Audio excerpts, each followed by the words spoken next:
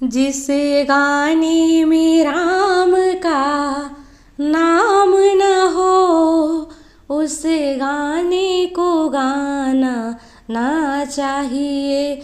जिस गाने में राम का नाम न हो, उस गाने को गाना ना चाहिए। जहाँ आदर व्यवहार कोई स्वागत न हो,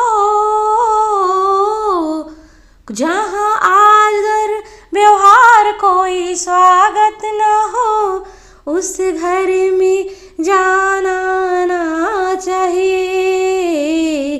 जिस गाने में राम का नाम न हो, उस गाने को गाना ना चाहिए। जहाँ माँ बाप भाई नहीं, जहाँ माँ पिता भाई नहीं, उस नैहर को जाना ना चाहिए। जिस गाने में राम का नाम न हो, उस गाने को गाना ना चाहिए। जहाँ सास ससुर अपना स्वामी नहीं हो, जहाँ सास ससुर अपना स्वामी नहीं, उस ससुराल को जाना ना चाहिए।